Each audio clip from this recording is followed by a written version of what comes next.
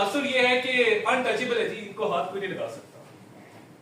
ہمارے سیاسی لیڈر نے ہمیں تربیت دی ہے، میاں محمد نواز شریف صاحب. وہ تربیت کیا تھی؟ اور ہم سب گواہ ہیں، میں آپ کو گواہ بنا کے یہ باتیں کر رہا ہوں. انہوں نے ہمیں یہ سبق سکھایا کہ سیاسی مخالف اگر کرین سے گر جائے کیمپین کے دوران تو اپنی کیمپین معطل کر دو اور اس کی ہسپتال جا کے اس کی تیمارداری کرو، اس کا حال پتہ کرو، اس کو خیر سگالی کا پیغام دو.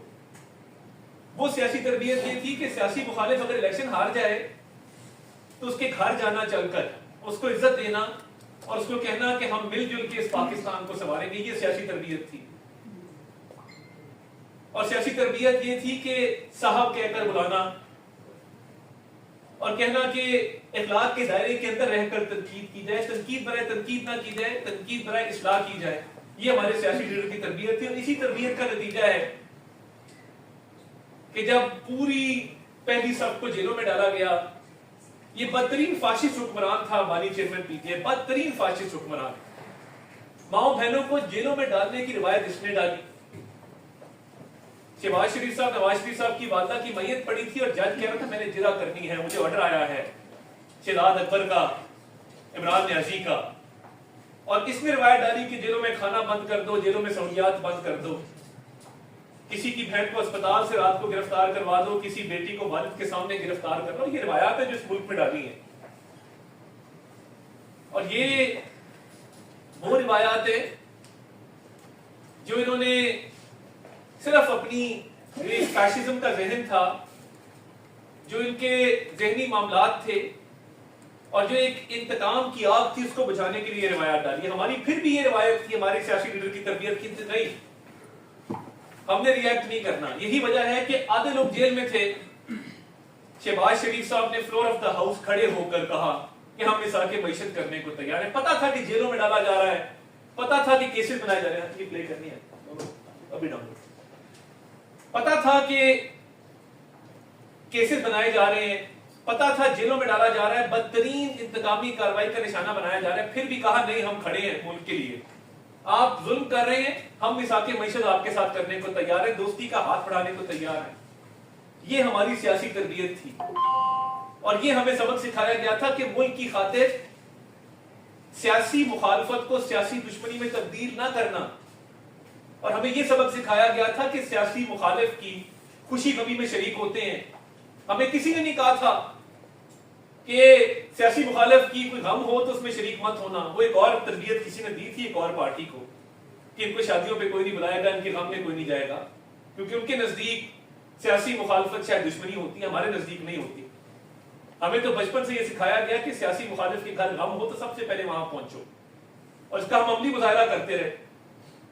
مگر بدقسمتی ہے کہ شاید ہماری اچھی تربیت کو، شاید ہمارے یہ جو معاملات تھے جن میں ہم افہام و تفہیم سے کام لے رہے تھے، دانش مندی کا ثبوت دے رہے تھے، تحمل مزاجی سے کام لے رہے تھے، بردباری سے کام لے رہے تھے، ہماری اس پیشنس کو اور ہماری اس دانش مندی کو شاید کمزوری سمجھا گیا کہ شاید یہ تو کچھ کر نہیں سکتے، تو بڑے کمزور لوگ ہیں، یہ تو اچھی بات کرتے ہیں آگے سے، یہ تو چور ڈاکو کے نعرے نہیں لگاتے، یہ تو دوستی کا ہاتھ بڑھاتے ہیں، یہ تو تیمارداری میں بلیو کرتے ہیں، یہ تو فاتحہ خوانی کرنے میں بلیو کرتے ہیں، یہ لوگوں کے ساتھ رواداری اور روابط بڑھانے میں یقین رکھتے ہیں، تو یہ تو پتہ نہیں کس قسم کے لوگ ہیں، تو یہ کمزور لوگ ہیں، ان کو گالی دو، جہاں ایک دیتے ہو وہاں چار دو. یہ اسی قابل ہے کہ ان کو گالیاں دی جائے. اور وہی گالم گلوچ کا کلچر جس نے سوسائٹی میں تقسیم پیدا کی، معاشرے کے اندر بھائی کو بھائی سے لڑایا، باپ کو بیٹے سے لڑایا، ماں کو بیٹی سے لڑوایا، گھروں کے اندر آگ لگائی اور کہا کہ میں وہ ہوں کہ جس کے پیروکار اپنے باپ کی نہیں سنتے. قرآن کا کیا حکم ہے؟ اللہ تعالیٰ کیا فرماتا ہے کہ اف نہ کہو جب بوڑھی ایج میں پہنچ جائیں آپ کے والدین. ادھر کہا جا رہا ہے وہ یہ باپ کی نہیں سنتے، یہ نسب میں پروان چڑھا رہا ہوں. اور کہا گیا کہ خواتین کی حد کی عزت کرو اسٹیج پہ چڑھ کے، کنٹینر پہ چڑھ کے، اور اسلامی ٹچ دو، اسلام کو استعمال کرو اپنی سیاسی مقاصد کے لیے.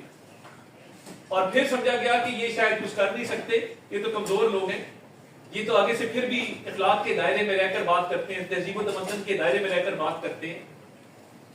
یہ وہ روش ہے جو پچھلے کئی سالوں سے رواں دواں ہے اور 2014 کے دھرنوں سے لے کے آج تک ایک مخصوص ذہنیت ہے جس کو پروان چڑھایا جا رہا ہے. اور میں آپ کو بتا دوں کہ بڑا کلیئر ہے. ابھی حال ہی میں لندن کی ایک ڈنر کی تصویریں آئی ہیں جس کے اندر ایک اسرائیلی بلینئر بیٹھا ہے. زید قریشی صاحب تشریف فرمائے، میرے دوست ہیں، میں نے کہوں گا وضاحت کریں کہ وہ اسرائیلی بلینئر آپ کے ساتھ کیا کر رہا تھا. علی مسرت صاحب وہاں موجود ہیں، صاحبزادہ چیکو صاحب جو باہر کے معاملات دیکھتے ہیں وہ وہاں موجود ہیں. تو بھائی آپ نے یہ کیوں بیٹھ کے اس کے ساتھ ڈنر کیا ان حالات میں جب فلسطین پر حملے ہو رہے ہیں، غزہ میں ایک نسل کشی جاری ہے فلسطینیوں کی. یہ تو چلے معاملات ہیں نا کہ زید گولڈسمتھ کی آپ کیمپین چلاتے ہیں، آپ کی مرضی، آپ نے کس لابی کو باہر سپورٹ کرنا ہے. مگر ہماری بردباری، ہمارے تحمل، ہماری دانش مندی کو جو کمزوری سمجھا گیا ہے، آج میں اس کا بھرپور جواب دینا چاہتا ہوں اور بالکل کلیئر ان ایمبیگوس ورڈز میں دینا چاہتا ہوں کہ نو مور. بہت ہو گیا اس ملک کے ساتھ کھلواڑ. اس ملک کی معیشت نے اگر آگے چلنا ہے، اس ملک کے لوگوں نے اگر ترقی کرنی ہے، اس ملک کی نوجوان نسل کو اگر روزگار کے مواقع ملنے ہیں، اس ملک نے اگر ترقی یافتہ ممالک کی صف میں کھڑے ہونا ہے، تو پاکستان اور تحریک انصاف ایک ساتھ نہیں چل سکتے. میں بالکل آپ کو کلیئر کرتا ہوں اور اس کی وجوہات ہیں. میں تسلی سے ایک ایک پوائنٹ پر روشنی ڈالوں گا اور آپ کو آگاہ کروں گا کہ وہ کیا وجوہات ہیں.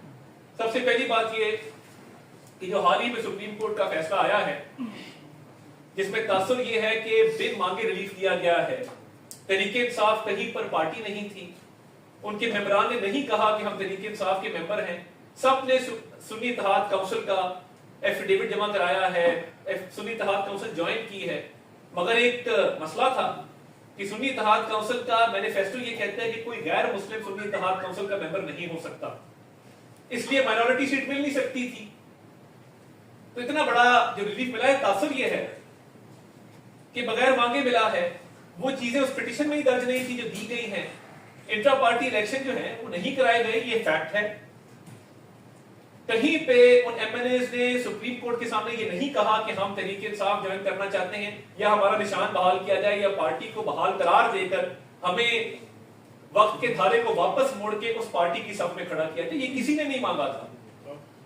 قانونی جو سکم ہے اس ججمنٹ کے اندر، اس کو دیکھتے ہوئے حکومتی پارٹی اور اس کی اتحادی پارٹیوں نے سپریم کورٹ کے اس فیصلے کے خلاف ریویو دائر کرنے کا فیصلہ کیا. یہ ریویو ہم دائر کرنے جا رہے ہیں اور جو قانونی سکم ہے، جو قانونی کمزوریاں ہیں، اور دیکھیے یہ ہماری بات یا آپ کی بات نہیں ہے. بات یہ ہے کہ ایک ایسا فیصلہ آیا ہے جو پریسیڈنٹ بننا ہے، کیونکہ سپریم کورٹ کے آرڈر کے بعد اگلے فیصلے قیامت والے دن اللہ تعالیٰ کی عدالت میں ہونے ہیں. تو ہم یہ سمجھتے ہیں کہ ہم یہ ریویو دائر کرنے میں حق بجانے ہیں اور وہ خواتین اور مائنورٹیز کے ممبرز جن کی حق تلفی ہوئی ہے، جن کو سنا نہیں گیا، جن کی لیگل آرگیومنٹس کو ویٹ نہیں دیا گیا، وہ یہ سمجھتے ہیں کہ یہ ریویو دائر کرنا لازم ہے. تو یہ حکومتی اتحاد کی سیاسی جماعتیں